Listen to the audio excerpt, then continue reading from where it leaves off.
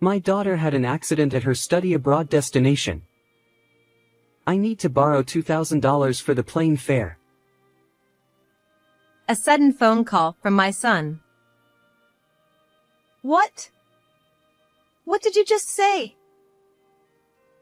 My mind was in turmoil because I had come to visit my granddaughter, and he had come to visit me. Because I was visiting my granddaughter and the daughter he mentioned was sitting next to me with a scowling face.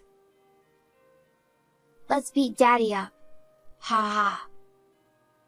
I agreed to her suggestion and decided to punish my lying son.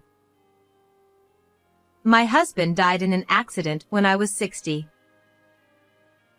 We had promised to travel to many places in our old age, but that was suddenly taken away from us. My granddaughter said, "Grandma, let's make that dream come true with me." My granddaughter Emma, who was 9 years old at the time, said to me as I was feeling down.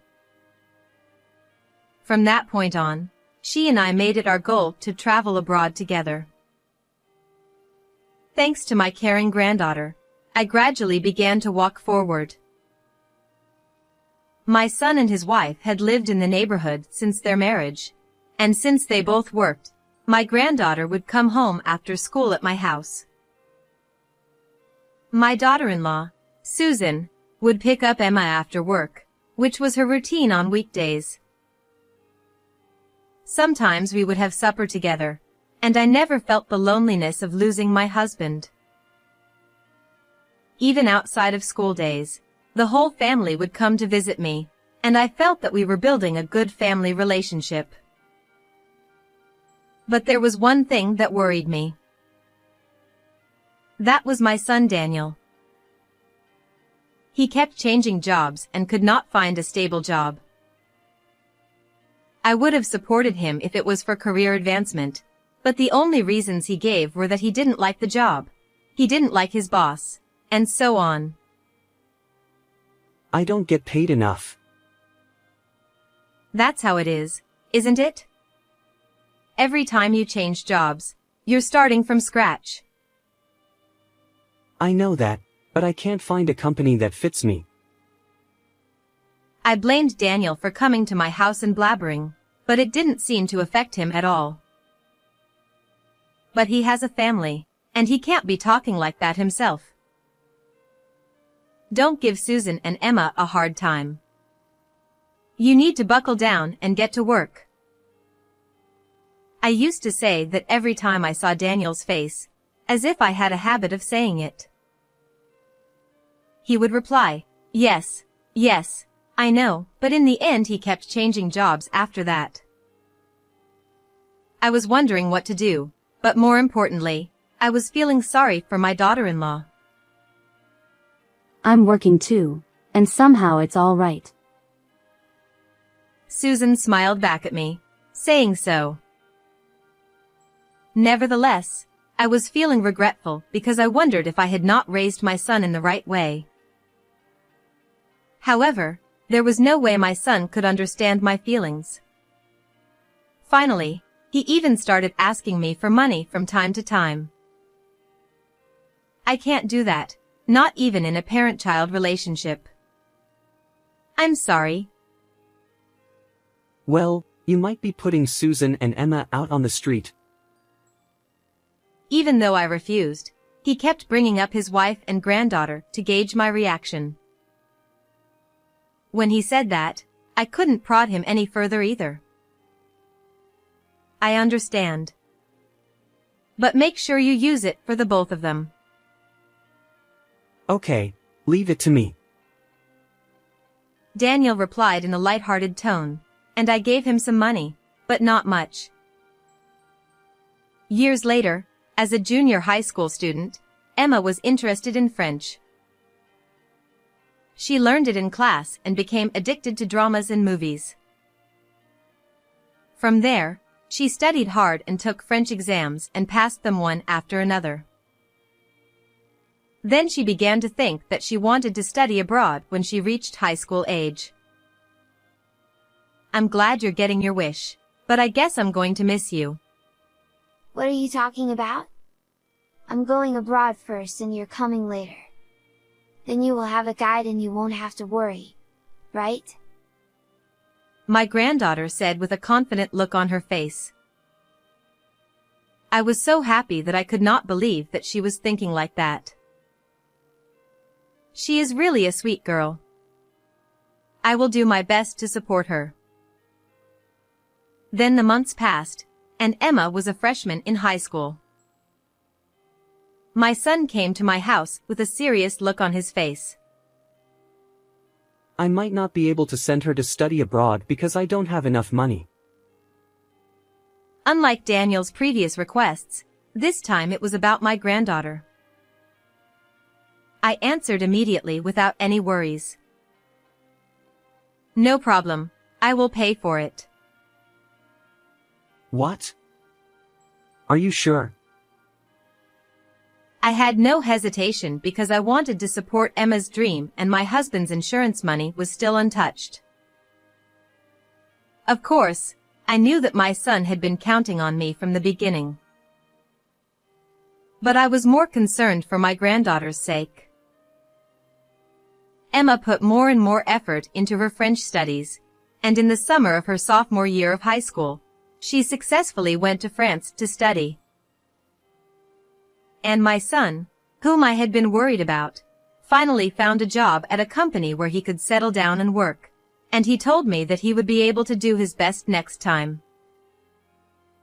However, he asked me to help him until his salary stabilized, and I agreed to support my granddaughter's living expenses abroad. It is for Emma's sake. We exchanged messages with my granddaughter and had occasional video phone calls to see how she was doing. At that time, Daniel was busy with work and was not at home much, and Susan often came to visit me by herself. So, I was happy to spend time with the three of us on the video phone sometimes, drinking coffee and talking about things like this and that. Then, 6 months after Emma had studied abroad, I had an idea. I said to my granddaughter, "This is kind of sudden, but do you mind if I come to visit you? I would love to celebrate your birthday with you." I sent an email to my granddaughter. She immediately replied, "Sure." I was so happy that I decided to go visit Emma at her place on her birthday. Since I was going there, I decided to ask my son and his wife if there was anything I could bring with me. She misses the taste of American candy bars. That's what she told me, and she handed me the candy bars. How about Daniel? I think I should ask him too. He's away on a business trip starting today. And I don't know when he will be back. Oh, I see. Then you don't have to ask him. He wouldn't know what she needs anyway. My son usually left his child to his wife, so I thought it would be useless to ask him. So I decided to leave Japan the next day without asking Daniel anything. Grandma. When I arrived there, Emma met me at the airport. We were happy to see each other again after 6 months, and we spent as much time as time allowed, sightseeing and chatting. Although there was a time difference between the US and France, we were so happy that I didn't feel tired at all. On the day I returned home, as I was packing my bags at the hotel where I was staying, I received a call on my cell phone. Oh dear. Who is it? I looked at the screen and saw that the caller's name was Daniel. I pressed the call button, tilting my head at the person who rarely calls me. My daughter had an accident at her study abroad destination. I need to borrow $2,000 to pay for the flight. As soon as the call was connected, I heard my son's impatient voice on the other end of the line. What? What did you just say? I asked back, not understanding what he meant. Thinking it might be a wrong number, I checked the screen again, but it still seemed to be Daniel. Banks are closed on Saturdays and Sundays, aren't they? Besides, I'm on a business trip right now. I'm going to pick up the money directly at home on Sunday, so get ready for me. Yeah. Confused and overwhelmed by my son talking so fast, I could only say, okay. Oh. Then don't call Susan. She's panicked and in no condition to talk. He told me that and unilaterally hung up on me. What the hell is going on? I was becoming increasingly confused. I was talking in speaker mode while packing, so Emma, who was beside me, also heard the conversation. Dad is really a money slacker, isn't he? My granddaughter said in disgust with a sigh. He's a troubled man. I'll have to call him one more time and give him a lesson. I mumbled and tried to pick up my phone. Wait. My granddaughter stopped me. Let's beat Dad. Ha ha. A surprising suggestion from her. Well, that might be a good idea. I had already lost my patience with my son who was trying to get money from me by even telling a ridiculous lie that his own daughter had been injured. So I immediately agreed with Emma's suggestion. On the way to the airport, my granddaughter and I devised a plan to expose my son's evil and decided to trap Daniel. On the Sunday my son specified, I was at home after returning to Japan. I had a slightly thick envelope in my hand. Daniel had sent me a text message saying that he would be there around 10 o'clock, but he arrived a little earlier than the time. Hi, Mom. I pointed out to him that he sounded very carefree for someone who told me that his own daughter had been in an accident. I have to stay calm or I'm going to lose my mind. My wife is already having a hard time with all the crying and fussing. He suddenly looked very serious and said so with a downcast look on his face. I know how you feel. I felt the same way as you when your father had his accident. Sure, you were acting all stout-hearted back then. As I empathized with him, Daniel gently closed his eyes and looked up a little with an air of theatricality. I looked at my son coldly as I held out the envelope I had on hand to him. Here, I put a little more in the envelope. Thank you very much. Immediately, my son's eyes lit up and he immediately slipped it into the pocket of the jacket he was wearing, without even bothering to check the contents. Then he simply said, "Well," and hurried out the front door. But then, about an hour later, I heard Daniel's angry voice coming from the front door. "Mom." I slowly unlocked the door. Oh my goodness, what's going on? What do you mean by that? About what? It was obvious that he was annoyed by my blurted-out response. You lied to me about the money being in the envelope. I was in big trouble. My son yelled at me loudly. Oh no, you are disturbing the neighbors with your yelling. Why don't you go inside for now? I told him in a calm voice and led him through to the living room. You know, I'm a busy man. Daniel followed me, mumbling something. But as soon as we entered the room, my son stopped moving. What? Why?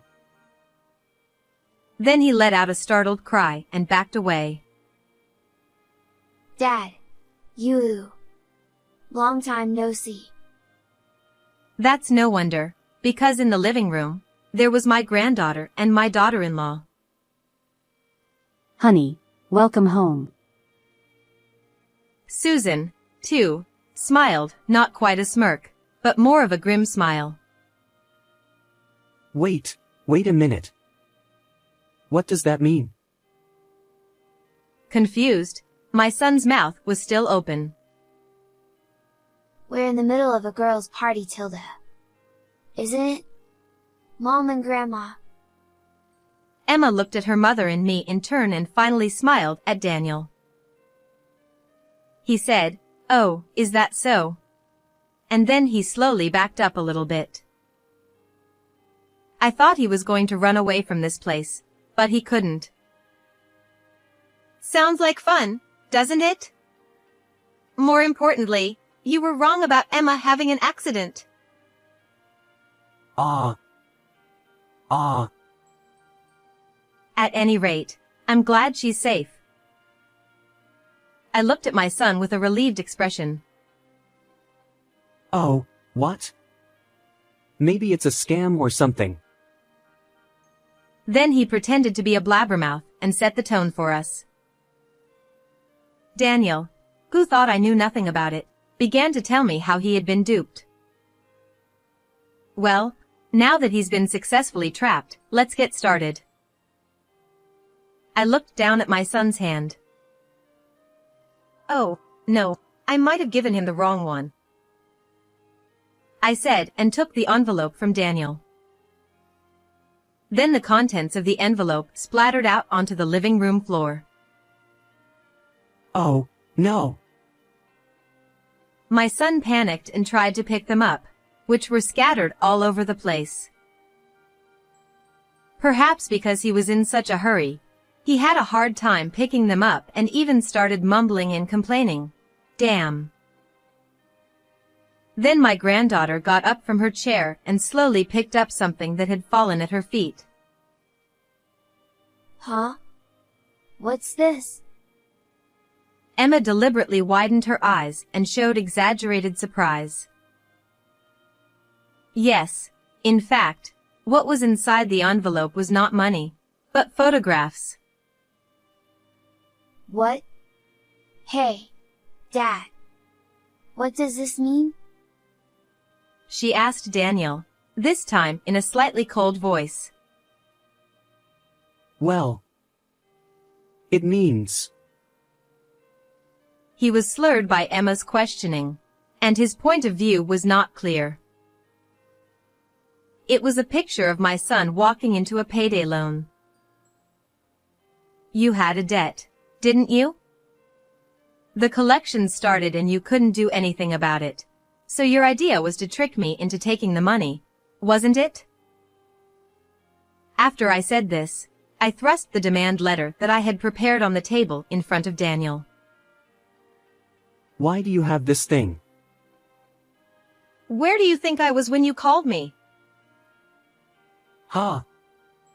I don't know about that. I thought you were at home watching TV. Surprised, my son answered my question honestly.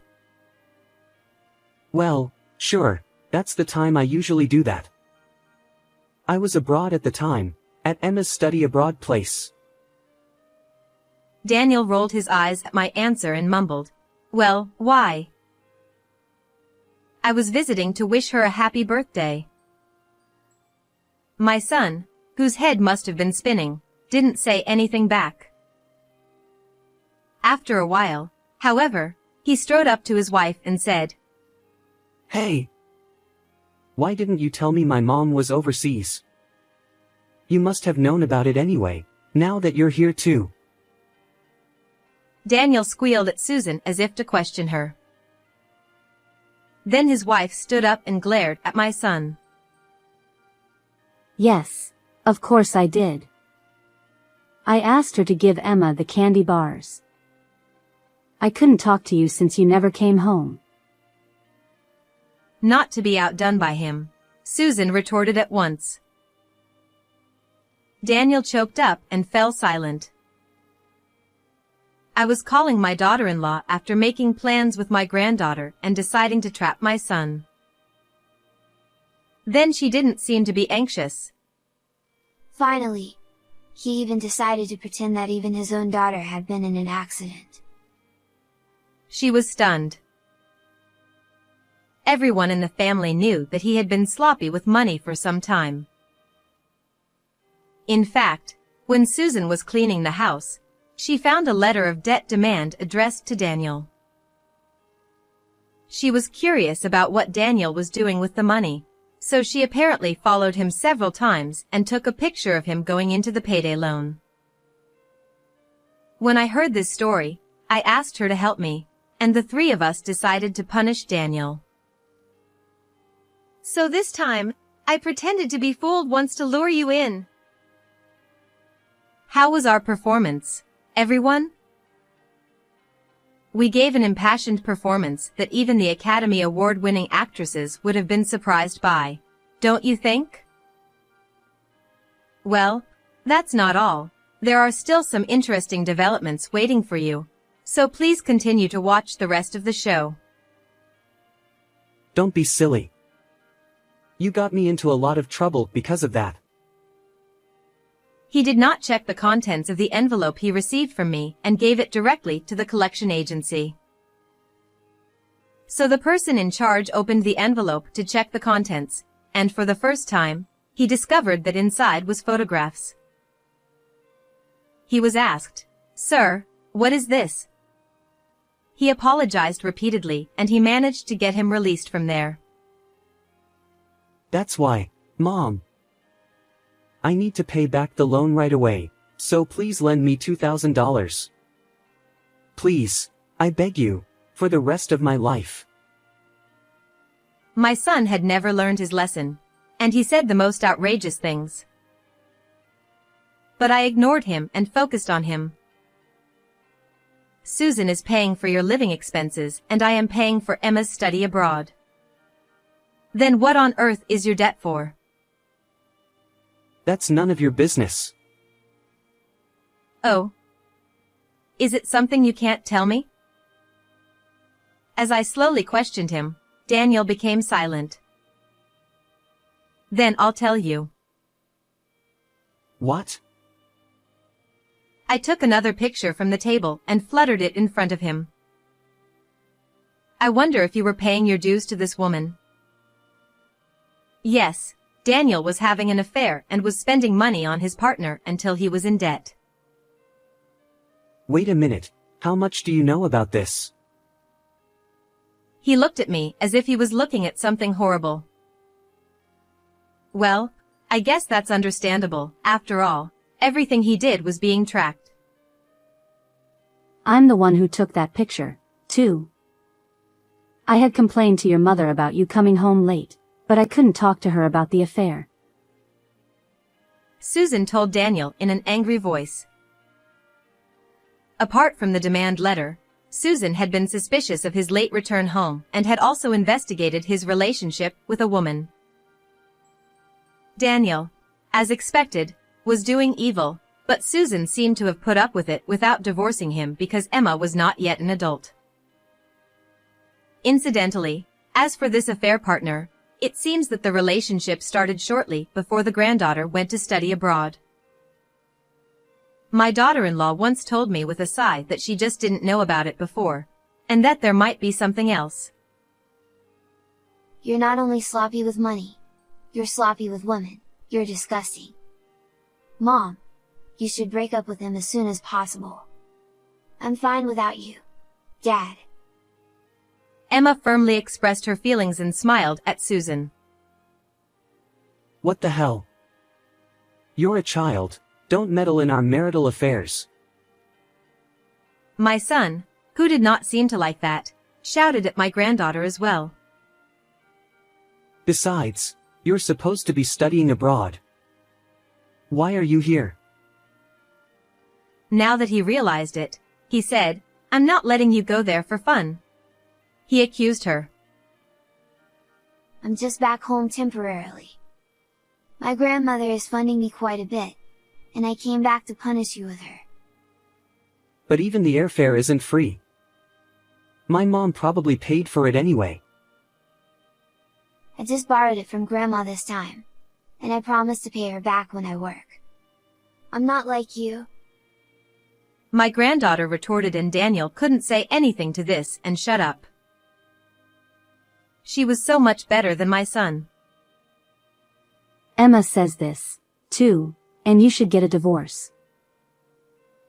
Susan thrust the divorce papers, with her column filled out, at Daniel. I would also appreciate alimony for the affair and child support, please. The son then made a fuss, claiming that there was no way he could pay. Emma. If Mom and Dad get divorced, you'll be in a lot of trouble, you know.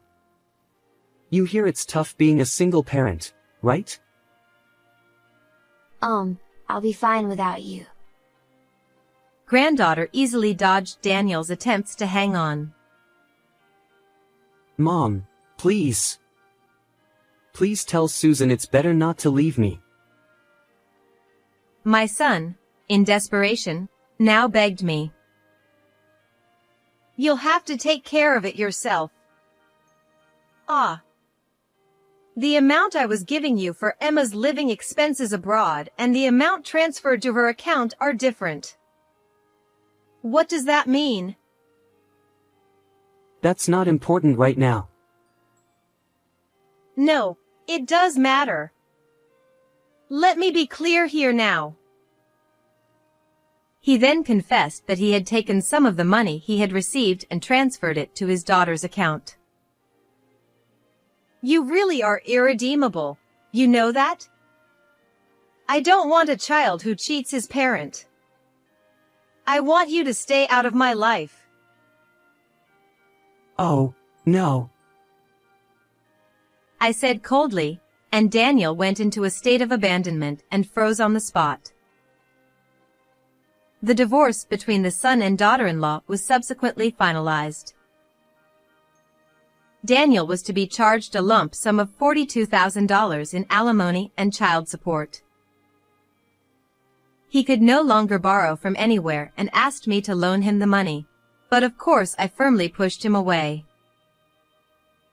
In the end, he sold the house and paid his alimony and other bills, but he was not able to pay back all of his debt from the payday loan, and some of the debt remained.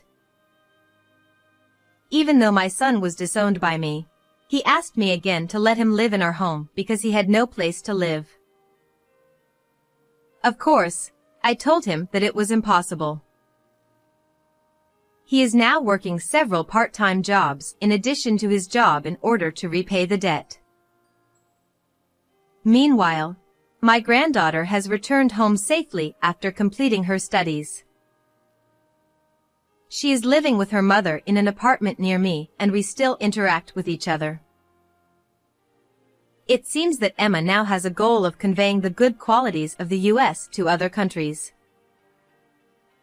To achieve this goal, she said she would like to travel around the U.S. with me little by little. My senior years are happy and joyful. I looked up at the clear blue sky and told my husband in heaven. What do you think of this story? Please subscribe to our channel. See you in the next video.